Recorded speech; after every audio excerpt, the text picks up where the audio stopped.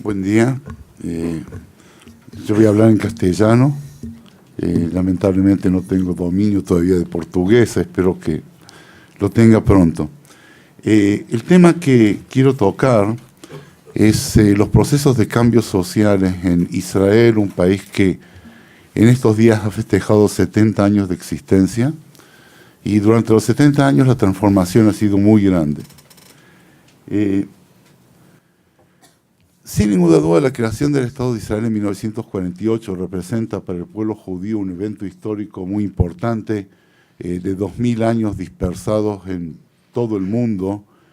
Comienzan a rejuntarse en un territorio en el cual tienen que reconstruir un idioma que casi no existía, una cultura que era muy diversa y, en especial, crear una sociedad y una economía de la nada.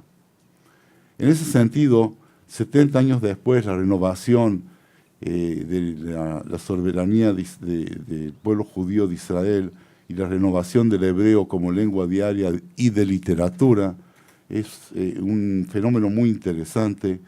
La construcción de una cultura que está basada en un alto valor a la innovación, a la educación, a la familia y a la democracia son eventos sociológicos importantes que se crearon a través de procesos bastante largos, parte de ellos muy conflictivos, pero que representan en realidad lo que Israel es hoy.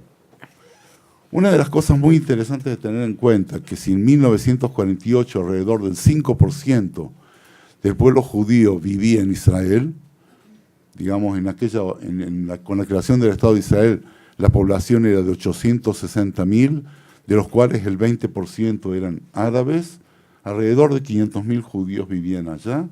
Hoy cambiamos, después de 70 años, la comunidad judía de Israel es la más grande del mundo, con 6.5 millones de judíos viviendo en Israel. Es decir, la transformación en un periodo de 70 años es 11 veces más, que es un fenómeno muy importante porque en realidad significa que Israel ha representado una atracción muy grande al judaísmo del mundo. Y hoy en día es con la comunidad que es más grande incluso que la de Estados Unidos. Representa alrededor del 45% del pueblo judío en el mundo. Una transformación verdaderamente histórica, casi se podría decir sin precedentes en 70 años.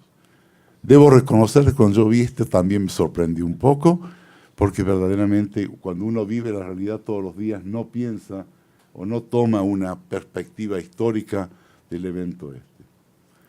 Este es el cambio de la población durante el tiempo. Como pueden ver, en 1948 había 860.000 habitantes, el 20% eran árabes, así que alrededor de 500.000 judíos, y hoy en día, en realidad es un poquito menos que hoy en día, en el 2014, hace 4 años, habíamos llegado a 8.5 millones y ya estamos hoy cerca de los 9.5 millones. Una cosa también muy interesante es que el porcentaje de las minorías en Israel no cambió mucho. Es decir, todavía la población judía representa el 78% de la población. La población árabe incrementó del 18 al 22%. En realidad no solamente la población árabe, hay otros grupos minoritarios que no son árabes, pero que son parte de la sociedad. Y a través de los 70 años vemos una estabilidad muy grande en la composición de la población de Israel. En términos de economía muy generales, uno de los cambios más fundamentales es que Israel empezó como una economía agricultura, basada fundamentalmente en los productos agrícolas, y durante los años, y especialmente a partir del año 85, la economía cambia completamente del cambio de la agricultura a ser una economía de tecnología en forma muy intensa. Es un centro mundial en el pulido de los diamantes y una de las exportaciones más grandes de Israel es el pulido de diamantes, el 23%, y también tiene exportación de materiales de tecnología alta.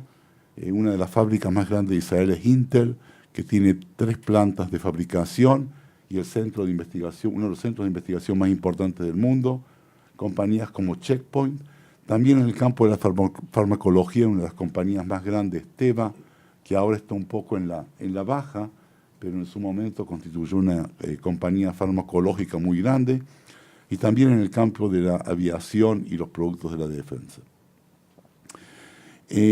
Hasta el punto que de una economía que estaba basada completamente en la agricultura, hoy en día nada más que el 2% del Producto Bruto Doméstico depende de la agricultura y nada más que el 1% de la fuerza humana está ocupada en la producción agrícola. La ciencia y la tecnología es uno de los sectores más desarrollados. El 4% del Producto Bruto Doméstico viene de este sector y es importante notar, porque esa es la infraestructura de un país tecnológico, que Israel está en el lugar 13 en el mundo en el término de productividad científica, número de publicaciones científicas por 100.000 habitantes y tiene uno de los números más altos de patentes por habitantes en el mundo. Lo que sí quiero destacar, porque muchas veces en el discurso público se habla de Israel como un país de startup, como si fuera un elemento nuevo de la cultura. Y en realidad no es así. Es decir, en realidad, históricamente, toda la creación de Israel es un proceso muy innovativo. Es decir, cuando hablamos del kibutz, es una innovación, para los que han escuchado, la comunidad, la cooperativa agrícola o comunidad agrícola que era la base de la agricultura de Israel durante muchos años, en realidad fue una innovación, no existía en ningún lugar ese tipo de cooperativa agrícola. Lo que se llamaba el movimiento sindicalista israelí, que fue creado en 1924. Probablemente el único sindicato en el mundo que tenía dos ramas. Una rama era sindicalista, que en realidad era servicios sociales. La rama sindicalista creó el servicio social de la salud, y la otra rama era industrial. Es decir, el sindicato creaba fábricas e industrias y las convirtió en una corporación que se llamaba Hebrat Ovdim. Es decir, era parte del sector industrial, teniendo la propiedad de las industrias de aquellas épocas. Así que el asunto de la innovación cultural no es algo nuevo, es algo que viene muy desde el principio en la forma que todo el Estado se creó. Como decíamos, el Producto Bruto no depende casi del agricultor hoy en día. La misma agricultura hoy en día es tecnológica, es decir, está más puesta en el campo de la inversión tecnológica y el desarrollo de la biotecnología. Y los kibutzim históricos, parte han desaparecido y gran parte de ellos se han transformado en entes que continúan su vida comunitaria y al mismo tiempo han pasado al campo de las industrias tecnológicas, demostrando una flexibilidad muy grande a pesar de una crisis prolongada. Como decía, el sector de la tecnología alta incluye compañías como Intel, Teva y Checkpoint. Este sector ha crecido rápidamente en los años 90. El empleo en estas industrias también ha crecido. No voy a desarrollar mucho, pero uno de los problemas que Israel está enfrentando es la competencia mundial, en especial la competencia del lado de Asia. India, en especial India, produce hoy muchísimos ingenieros en el campo de la electrónica, en el campo de la hardware y software. Es una competencia muy grande y al mismo tiempo en Israel faltan ingenieros. El resultado es que la mano de obra en el campo de la alta tecnología, el precio sube porque es más difícil encontrar ingenieros, mientras tanto que en la India baja porque el número de ingenieros está incrementando. Ese es un problema en la competencia por las compañías internacionales que hoy en día operan en Israel. Hay 270 compañías tecnológicas en Israel. Todas las compañías en realidad están representadas, desde Intel, Microsoft, Google, Yahoo, todas. Y la competencia es muy grande. Hay una política nacional hoy en día de incrementar el número de ingenieros a través de motivaciones muy grandes, pero está claro que es necesario incrementar el número de la fuerza humana en este campo en los próximos 5 años en forma significante. Esa es la distribución de las exportaciones de Israel y el incremento de las exportaciones a través de los años que ha hecho de la economía israelí una economía muy sólida, muy estable, con una inflación muy baja, con un desempleo muy bajo, un desempleo del 3%, una inflación del 1 o 2% anual. Siempre cuento una historia personal. Cuando yo terminé el doctorado y volví a Israel en 1994, compré una casa y el precio del dólar era 3.35 shekel. Pasaron desde entonces 25 años y el precio del dólar hoy en día es 3.6. 3.6. Es decir, en 10 años el dólar aumentó el 10%, lo que da una expresión a la estabilidad económica del país. Los cambios en la educación. Esto es lo que ha pasado durante los 70 años. La línea azul es una línea incompleta que muestra el incremento en el número de estudiantes universitarios en todas las universidades de investigación en Israel, que son en total 7. 7 universidades de investigación. No cuenta una universidad que no es de investigación, pero poniendo la otra universidad también, estamos hablando hoy en día, en el 2007, de casi 160.000 estudiantes que terminan los estudios de pregrado. Como pueden ver, durante los años también un incremento muy grande de los estudiantes de posgrado. Este incremento es en todos los grupos de la población. En forma comparativa, traje el porcentaje de estudiantes árabes en Israel en los últimos 7 años. La parte celeste es el porcentaje en el año 2011, que estudiaban estudios de pregrado. Como ven, estamos incrementando en el periodo de 6 años en el 100%, casi del 10% al 16%, y en los estudios de posgrado también en el 100%, y un aumento bastante significante en los estudios del doctorado. Esto es importante de notar porque la población árabe de Israel de entrada comenzó la parte del Estado de Israel desde un nivel educativo muchísimo más bajo que la población judía.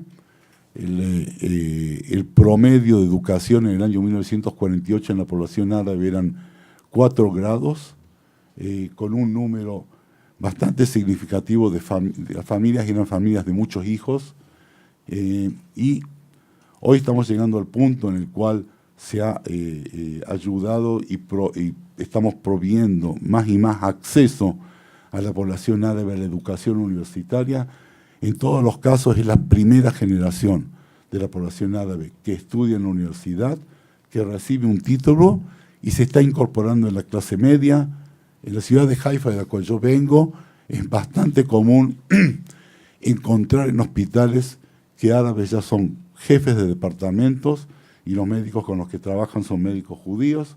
Lo mismo en el caso de la enfermería, que la enfermera jefe es árabe y los enfermeros son judíos. Es decir, la educación ha llevado una convivencia en el marco de trabajo y de integración de la población árabe en forma más intensa en la clase media de Israel, que es uno de los objetivos nacionales también.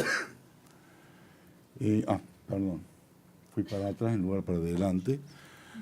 Ahora hablemos del modelo de democracia israelí. Perdón. Tengo que pedir perdón por mi voz, pero ya estoy 7 días hablando. La concepción de la democracia israelí. Israel es un estado democrático, fue creado en gran medida teniendo como modelo el modelo británico parlamentario, en el cual el parlamento representa a la población y el primer ministro o el gobierno es un gobierno que representa al grupo parlamentario mayoritario. y de esa forma son elegidos los gobiernos, es decir, de esa forma son elegidos y caen los gobiernos muy parecidos a Inglaterra o Alemania. El presidente es una figura completamente, digamos, representativa, pero no tiene ningún poder político en absoluto. La función del presidente es unir al pueblo, pero no interviene en ningún asunto político. Todos los asuntos políticos, todas las decisiones políticas, todas las leyes son legisladas por el Parlamento y el gobierno es elegido por el Parlamento. Al mismo tiempo, y esto es importante decirlo porque ha estado mucho en las noticias en el último tiempo, de acuerdo a la Declaración de Israel y también a la resolución de 1948 de las Naciones Unidas, Israel se autodefine como un Estado judío y democrático. En ese sentido, representa un tipo distinto de la democracia liberal para los que pertenecen a la línea central de los sociólogos en Israel, en el sentido que, por un lado, es el Estado de la mayoría, digamos, nacional, pero por el otro lado está comprometido a proveer igualdad de derechos a las minorías, inclusive la representación en las instituciones y, por supuesto, representación política. En el Parlamento de Israel están representados los partidos árabes, los partidos de la población árabe, que hoy en día conforman una coalición que van juntos a las elecciones, pero que en el pasado eran entre 3 y 4 partidos que competían por sus miembros en el Parlamento, y hoy en día hay 11 miembros del bloque árabe en el Parlamento de Israel, que vienen a ser cerca del 10% de todos los parlamentarios. ¿Hay otros diputados en otros partidos árabes? En otros partidos judíos, no árabes. Okay. Y a veces hay diputados judíos en partidos árabes también. En el pasado también hubo diputados judíos en el Partido Comunista, que por lo general es considerado partido árabe, y también al revés. Pero estoy hablando de los que representan, digamos, la línea nacional árabe, digamos, que se identifican con la causa palestina. Ese es el bloque árabe fundamentalmente, y están representados en el Parlamento. En la línea sociológica a la cual yo más, digamos, me identifico, la concepción de los sociólogos israelíes es que Israel es una democracia etnonacional. Es decir, por un lado es una democracia, por otro lado tiene un peso étnico muy fuerte.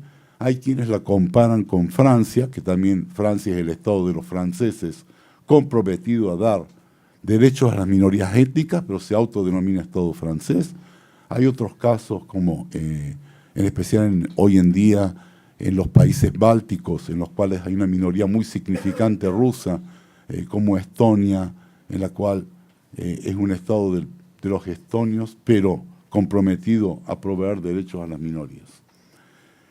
Pero sin ninguna duda, esta definición crea una tensión entre el aspecto democrático y el aspecto nacional, y nosotros vamos a ver a continuación en la presentación mía cómo estos conflictos entre la parte democrática y judía son reflejados en la sociedad israelí y en especial en las divisiones, que son las divisiones que en definitiva son las que más pueden hacer peligrar al sistema democrático en Israel.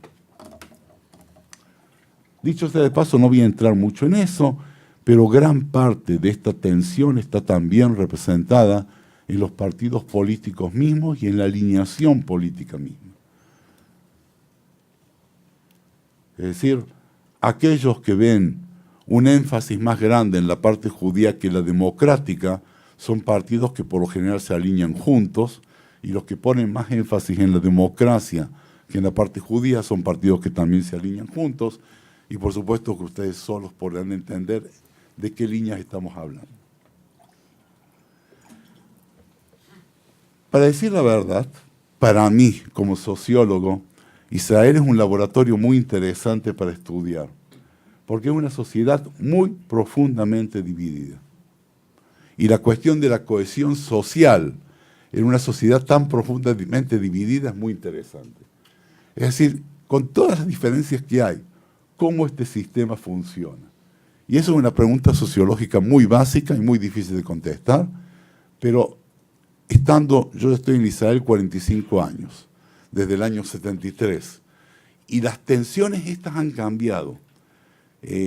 Por ejemplo, la tercera tensión entre judíos orientales y occidentales, en los años 70 era candente, muy candente, era una división profunda, hasta el punto que yo como nuevo residente en aquella época tenía una gran ventaja. Los sefaradim, como yo hablaba español, decían vos sos de los nuestros. Y los ashkenazim decían como vos sos rubios, sos de los nuestros. Entonces, por gran suerte, los dos grupos me protegieron, me invitaban a las fiestas, me invitaban a las casas, pero la división era candente, es decir, no se hablaban. Estas dos partes de la sociedad se dejaron de hablar. La división étnico-nacional, por supuesto que es muy candente, es muy importante, fundamentalmente por el conflicto continuo y constante del estado de beligerante y de guerra. Está la división religiosa laica, que es también muy profunda entre los grupos, no solamente entre grupos ultra religiosos y laicos, en todo el continuo, porque están los ultra ortodoxos, están los religiosos nacionales, están los tradicionales, están los seculares, y estos cuatro grupos no siempre concuerdan en sus posiciones, no solamente religiosas, sino también nacionales. Yo voy a hablar únicamente de las dos divisiones que en este momento, a mi entender, son las más importantes. La primera es la división nacional y la segunda es la división entre religiosos y judíos, entre religiosos y no religiosos, porque esos son los dos temas más centrales hoy en día en la sociedad israelí y los más divisivos. La minoría árabe israelí es el 21% de la población. La minoría árabe tiene una doble característica. Por un lado, son residentes y ciudadanos de Israel, ciudadanos completos de Israel, con documentos israelíes, con derecho a participar en elecciones, con derecho a elegir en las elecciones locales y nacionales, con derechos legales, sociales, de todo tipo.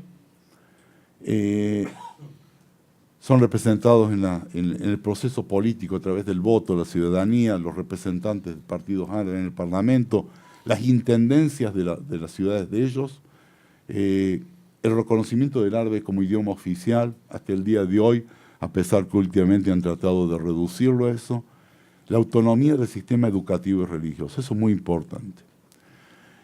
Con la creación del Estado de Israel, hubo un intento que falló de unificar, es decir, un intento que tuvo éxito. El intento que tuvo éxito era unificar todas las fuerzas de seguridad. Es decir, todos los grupos combatientes y milicias se convirtieron en un solo ejército. Ahí hubo éxito. En el campo educativo no tuvo éxito. El éxito es parcial. Está el sector secular, que es el sector nacional, está el sector ultrarreligioso, que es autónomo, el sector de educación árabe primario y secundario, que es autónomo, y el sector religioso nacional, que en gran medida también es autónomo. Entonces tenemos un Ministerio de Educación que en realidad es una coalición de 4 sectores, con un mínimo de programa conjunto, incluso con los ultraortodoxos el programa no tiene nada de conjunto, pero con muchas diferencias. Pero en el caso de la población árabe, el sistema de educación de ellos es local y tienen autonomía completa. El idioma que se estudia en los colegios árabes es el árabe. Se estudia hebreo como segundo idioma, inglés como tercer idioma, pero el idioma de enseñanza es el árabe. Al mismo tiempo, en el 2016, una resolución muy importante del gobierno de Israel, la resolución 922, es una resolución en la cual se crea un programa de 5 años con una inversión gigante en la infraestructura y la educación árabe a los efectos de reducir las diferencias educacionales y económicas. Este es un programa muy importante, en primer lugar, porque apoya mucho la infraestructura de las ciudades árabes y también apoya muchísimo a las escuelas que relativamente estaban bastante bajas comparadas a las escuelas del sector judío. A veces es muy importante porque provee la infraestructura para que los estudiantes árabes al terminar el secundario puedan en números y porcentajes mayores llegar a las universidades, Las universidades son conjuntas y en las universidades es el primer momento en el cual diría que se produce el encuentro entre el adolescente árabe y la sociedad judía. Esto por un lado, digamos, del lado positivo, por lo tanto está en verde. Pasemos a la parte roja. Los árabes israelíes son parte del pueblo palestino y de la nación árabe. Culturalmente, tienen otra cultura, tienen otro idioma, se identifican con el pueblo palestino y con la nación palestina, con quienes Israel se encuentra en un estado constante de tensión militar. Y eso produce un problema muy serio, porque tenemos una minoría que está siempre sospechada de ser parte del enemigo, con la cual por un lado le prometemos la igualdad de derechos, pero por otro lado la sospecha que son parte del enemigo. Por supuesto informalmente, porque en la realidad nunca pasó. Es decir, en la realidad la minoría árabe israelí que es ciudadana de Israel, en la mayoría de los casos y casi siempre, su comportamiento es un comportamiento político y no de, participación en el estado bélico. Israel está en un estado permanente de emergencia desde 1948. La legislación de emergencia de 1948 todavía existe y esa otorga poderes importantes al gobierno y al ejército, entre ellos el poder de censura, que hoy tiene menos importancia porque con las redes sociales la censura no trabaja mucho. Uno puede censurar, pero al final las redes sociales publican todo. Pero lo que sí es importante, que el gobierno tiene todavía el derecho a la detención administrativa, que es muy poco usada, pero que puede ser usada y de cualquier forma está ahí en la legislación. Está también la prevención de la discusión pública de cuestiones críticas como presupuestos militares. Los presupuestos militares es algo que es secreto de Estado. Nadie sabe cuánto es el presupuesto del Ministerio de Defensa y tampoco cómo es gastado, ni siquiera el Ministro de Economía. Operaciones militares determinadas son secretas y la política nacional sobre la cuestión de las plantas nucleares es, por supuesto, secreta. El servicio militar obligatorio, que es muy central en la sociedad israelí, los árabes están exceptos, en especial los árabes musulmanes, los árabes cristianos últimamente, en los últimos años, pero también desde el principio, tienen tendencia a voluntariarse al ejército, últimamente también los árabes beduinos, y un pequeño grupo de árabes musulmanes empieza también a voluntariarse a ser parte del ejército, pero el ejército es obligatorio a los judíos y a los drusos, pero no a los árabes musulmanes. La opinión pública de Israel, en las últimas encuestas, el 69% de la población judía sostiene que un árabe que se define como palestino en Israel no puede ser leal al Estado y sus leyes. Eso es parte del conflicto y de la convivencia. Es decir, existe una percepción en la población judía que si un árabe se define como parte del pueblo palestino no puede ser leal. Y el 80% de la población judía indica que toda decisión con respecto a los límites del Estado de Israel debe ser tomada en el Parlamento por una mayoría que debe incluir a los partidos no árabes en el Parlamento. Es decir, 61 votos, pero sin ningún partido árabe. La decisión tiene que ser tomada por la mayoría judía y esto es algo muy consistente en los últimos años. Y una cuestión que, por supuesto, si vamos de nuevo a la definición de Israel como un Estado judío y democrático, de nuevo está dónde está el peso de lo judío y lo democrático, cuando está en un constante tándem que crea los conflictos cotidianos. Por supuesto que la posición de que Israel es un Estado judío y democrático no es completamente aceptado por la mayoría de los árabes. Como ven, el 64% de los árabes piensan que Israel no puede ser al mismo tiempo también democrático judío y que Israel tiene que decidir qué es lo que es, si es democrático o es judío.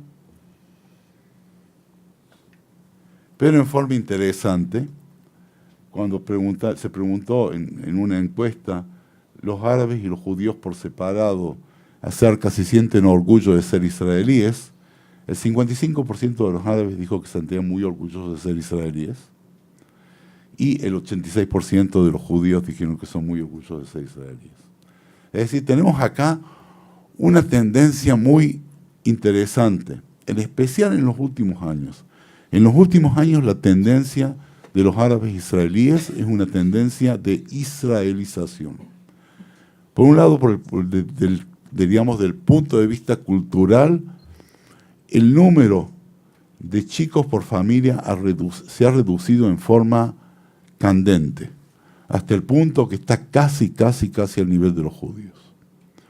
Se está formando una clase media árabe-israelí que, como toda clase occidental, piensa que para criar un chico que tenga éxito hace falta mucha plata. Y la mejor forma de hacerlo eso es reduciendo el número. Hay otro proceso que ayuda.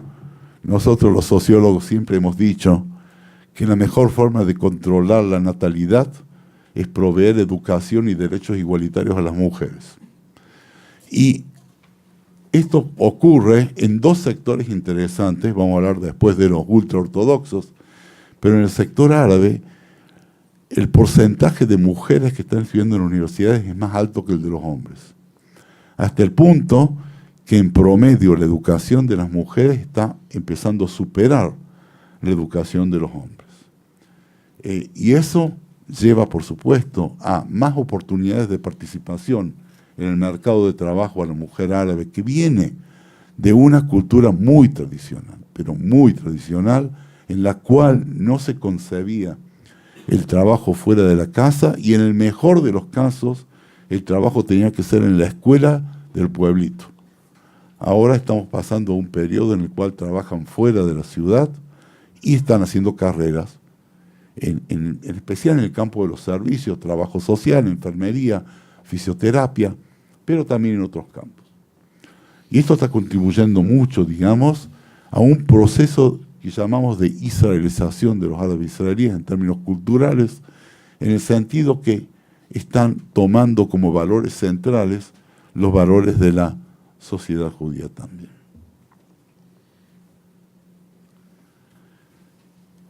En los intentos de reducir las tensiones etnonacionales, como dije antes, y esto es importante, y lo digo, tenía que haber dicho al principio, yo soy académico, las universidades en Israel son autónomas y yo represento a mí mismo como científico, no represento al gobierno de Israel, no tengo ningún puesto oficial en el gobierno de Israel, sino que soy académico independiente, entonces tengo más libertad de decir cosas.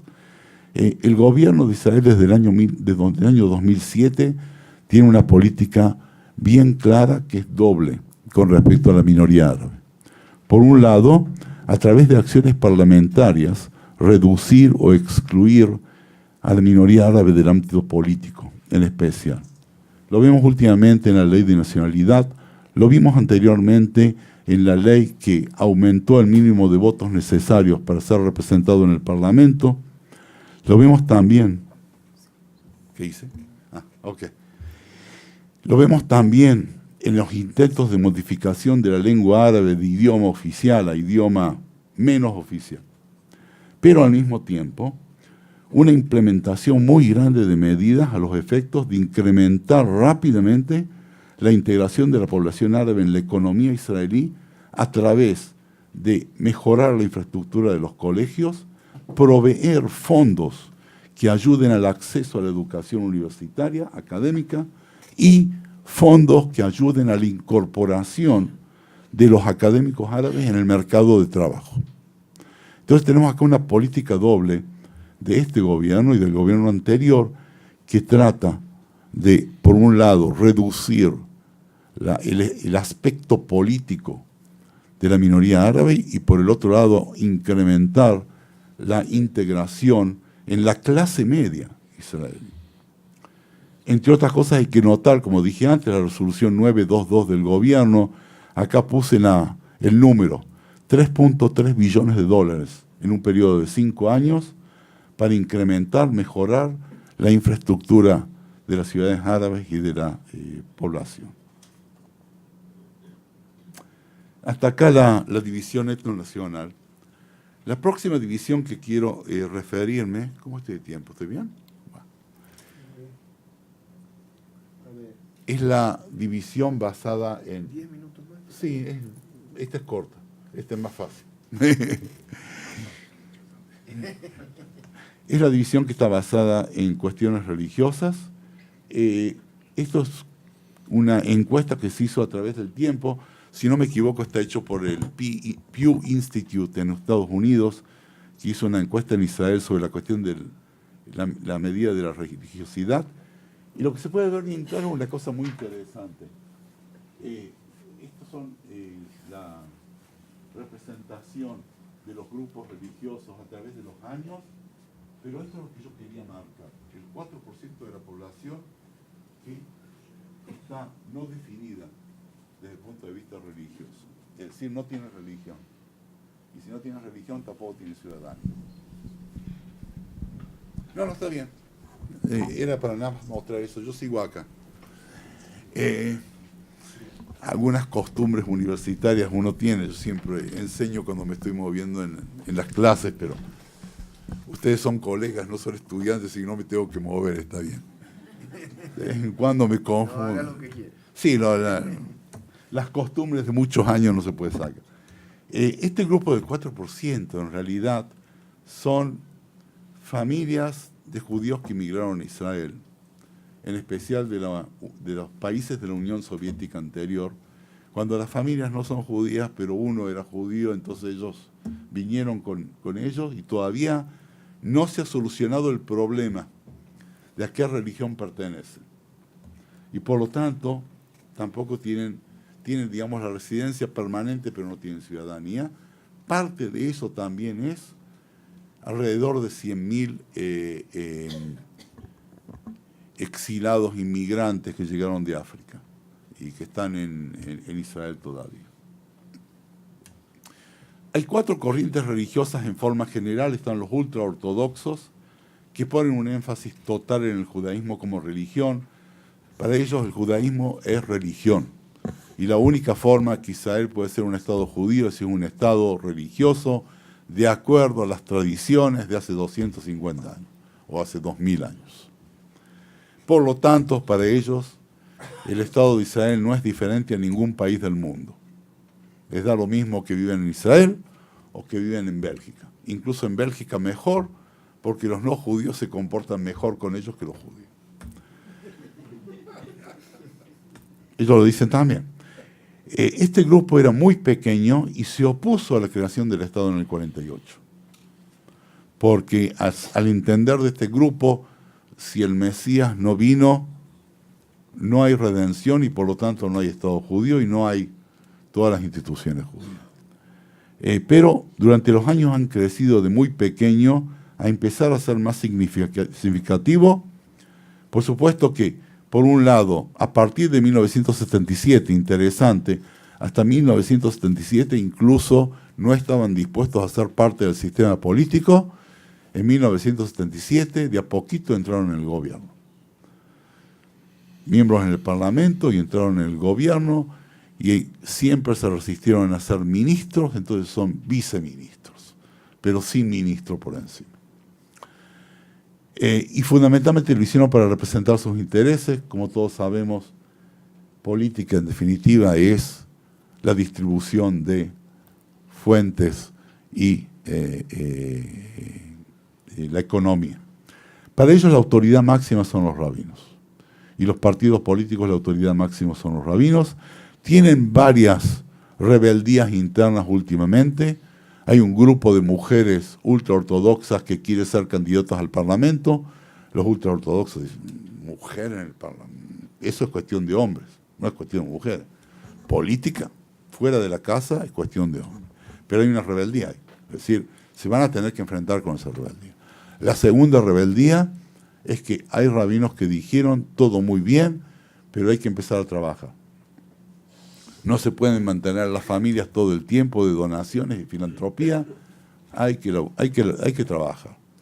Y el gobierno apoya mucho la incorporación en estudios académicos de sectores ultraortodoxos.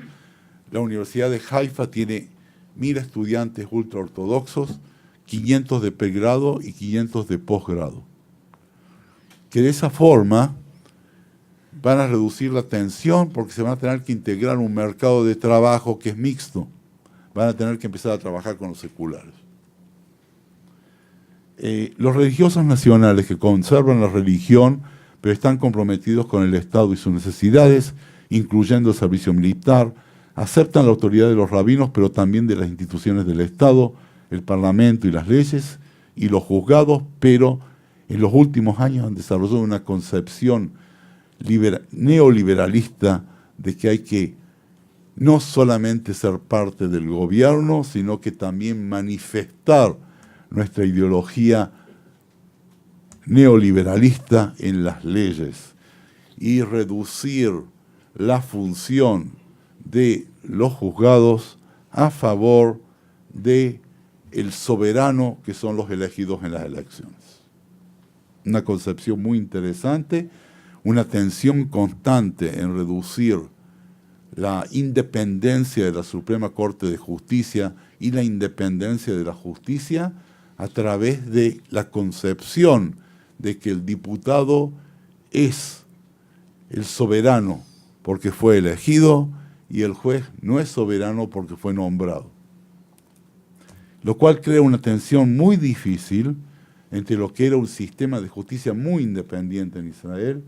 La Suprema Corte de Justicia era concebido por todos los sectores de la sociedad como el lugar que se pueda pedir protección, en especial por las minorías. Y la Suprema Corte de Justicia nunca desilusionó a las minorías y siempre las protegió de las actividades de los parlamentarios, que a veces, para demostrar su trabajo, exceden en el número de leyes que quieren legislar. En especial en Israel. Todo parlamentario piensa que va a ser un gran parlamentario si cuando termina puede decir, yo legislé 100 leyes.